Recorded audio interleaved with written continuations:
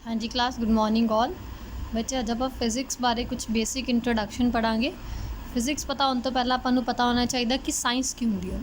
What is science? Science एक Latin भाषा का वर्ड है विच इज़ कॉल्ड सेंशिया, जिसका मतलब होंगे टू नो, किसी चीज़ को जानना, मीनस अबाउट नॉलेज। ठीक है। साइंस के अगे अपने को बच्चे 3 ब्रांचेस आ जाती ने, फिजिक्स, कैमिस्ट्री एंड बायोलॉजी। जी फिजिक्स आ अपना मेन जो टॉपिक है फिजिक्स है। फिजिक्स डील करता अपने को विद नेचर, कि नेचर च अपने को की हो रहा है। ठीक है। नेचर च जी अपने को हैपनिंग हो रही है, चाहे वो क्लाउड्स अपने को हो, ठीक है, रेन हो, अपने को विंड्स ब्लो कर रही ने। So it all belongs to nature. जी कैमिस्ट्री है, कैमिस्ट्री च आप डील्स करते हैं विद कैमिकल्स। ठीक है। एंड बायोलॉजी आप डील करते हैं अबाउट लाइफ। अपना मेन टॉपिक है, अपना सबजैक्ट है फिजिक्स। सो थोड़ा पता होना चाहिए जो फिजिक्स वर्ड है ये आया कितों। फिजिक्स कहते अपने को जो वर्ड है वो ग्रीक भाषा का एक वर्ड है। ठीक है। आ ग्रीक लैंग्वेज आप फिजिक्स को डिफाइन करते हैं, फिजिक्स को लिखते हैं। सो फिजिक्स का अपने को ग्रीक भाषा मीनस होंगे फाइजिस। ठीक है। फाइजिस तो वर्ड बनया अपने को फ्यूजिस। ठीक है। दैन फ्यूजिस तो बाद अपने को वर्ड आया फिजिक्स। ठीक है। फ्यूजिस वर्ड तो बाद अपने को फिजिक्स वर्ड की फॉर्मेशन हुई। फिजिक्स वर्ड का मतलब होंगे नेचर और नैचुरल फिनोमिनन। ठीक है। नेचर या फिर नेचर जो भी हैपनिंग हो रही है उस फिनोमिनन बारे स्टडी, उसनों बोल देने आप फिजिक्स। हम नेचर तो अपने को की हो रहा, फॉर एग्जाम्पल साउंड हो गया अपने को। ठीक है। साउंड अपने को आ गया, मैं बोल रही हूँ, मेरी आवाज़ थोड़े तक आ रही है।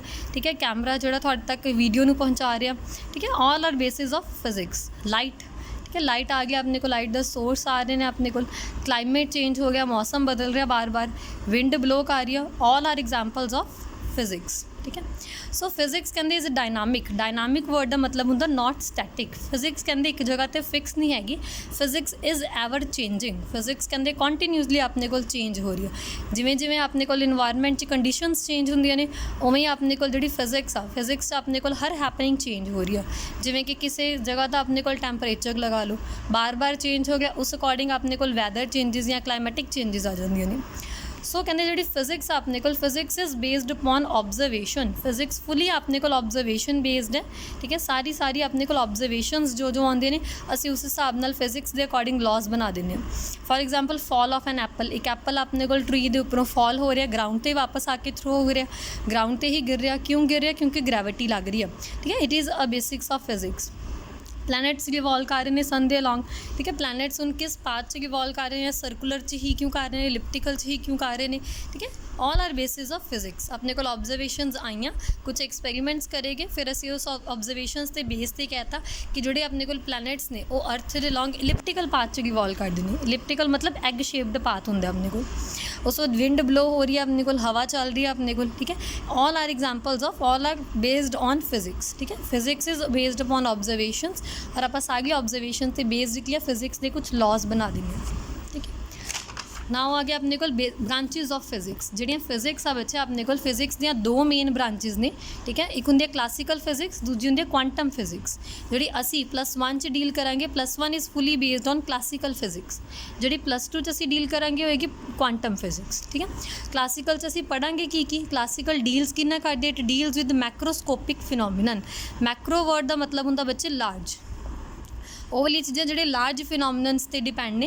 ठीक है। उन्होंने बोलते हैं मैक्रोस्कोपिक। ठीक है। और क्लासिकल फिजिक्स असी पढ़ते की किस चीज़ बारे पढ़ांगे, मकैनिक्स अपने को बेस्ड होंगे बच्चे मोशन ते, जिन्नी भी अपनी मशीनरी रन कर रही है। ठीक है। थोड़े घर च वॉशिंग मशीन होएगी।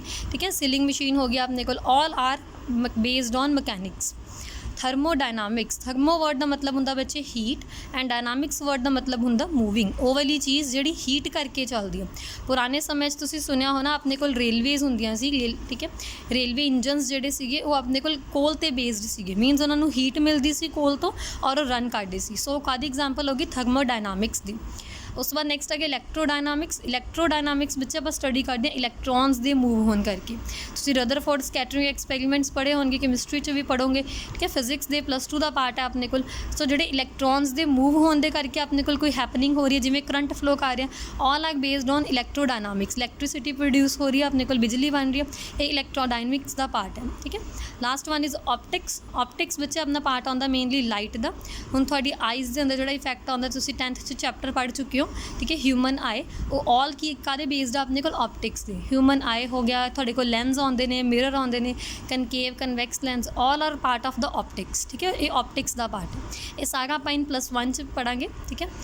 और नैक्सट आ गया अपने को जो सैकेंड ब्रांच आ अपने को फिजिक्स की, विच इज़ क्वांटम फिजिक्स, ठीक है। क्वांटम फिजिक्स बच्चे अपने को क्वांटम फिजिक्स क्योंकि बाद चो डिस्कवर हुई है, सो उन्हें आप मॉडर्न फिजिक्स भी कह देंगे, ठीक है। उन्हें मॉडर्न फिजिक्स कितना डील करती है, microscopic phenomenon.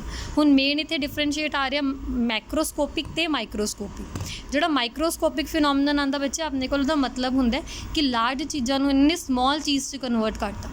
For example computers हो गया अपने को, पहला बहुत बड़े बड़े कंप्यूटर्स होंदे सीगे, ठीक है। उन्होंने असीं कैरी नहीं सी कर सकते एक जगह तो दूसरी जगह, बट अजकल मोबाइल फोन्स के अंदर अपने को हर तरह की फैसिलिटी अवेलेबल है। सो अपने को जी मॉडर्न फिजिक्स आ क्लासिकल फिजिक्स नालों किवें डिफरेंशिएट हुई है, अपने को कहने मैक्रोस्कोपिक वर्ड नू मैक्रोस्कोपिक फिनोमिनन नू चेंज करता माइक्रो दे विच।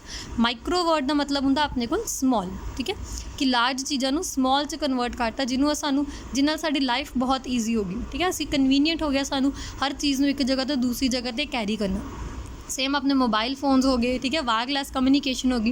अगे वायर नाल मोबाइल कनैक्ट होंदे सीगे, तार नाल जुड़े होंदे सी, आपां नूं एक जगह ते बैठ के ही फोन सुनना पैंदा सी। हुण असीं जिथे मर्जी चल जाइए, ठीक है, आपां नूं कोई वायर दी नीड नहीं हैगी, आराम नाल अपने कोल कनैक्शन हुंदा, असीं बड़े आराम नाल दूर बैठे हुए किसी परसन नाल भी ईजीली आपां कन्वर्सेशन कर सकते हो, ठीक है, कम्यूनीकेट कर सकते हो। सो जी मॉडर्न फिजिक्स आ ये मेनली काते बेस्ड आ एटम्स से, ठीक है। एटम्स दे अपने को अगे 3 सब पार्ट्स होंदे ने, ठीक है, इलैक्ट्रॉन्स, प्रोटोन्स एंड न्यूट्रॉन्स, ठीक है। ये तुसी 9th विच पढ़े ने, आप आगे होर डिटेल्स भी पढ़ांगे इन्हों। सो अगे नेचर ऑफ इलैक्ट्रॉन्स कि जोड़े इलैक्ट्रॉन्स आ रहे हैं अपने को किद्दां दे इलैक्ट्रॉन्स रिलीज़ हो गए हैं, इलैक्ट्रॉन्स दी भी अगे टाइप्स होंदे ने, आपां उन्हां दी स्टडी करांगे, ठीक है। नेचर ऑफ फोटोन्स, हुण फोटोन्स वर्ड तुहाडे लई नवां आ। फोटोन्स होंदे ने लाइट दे पार्टिकल्स, वो वाले पार्टिकल्स जोड़े लाइट तो निकलते हैं, ठीक है। सो आप इन्हां सारियां दी स्टडी करांगे in modern physics, in quantum physics, ठीक है। सो ये सी बच्चे अपने को ब्रांचेस ऑफ फिजिक्स।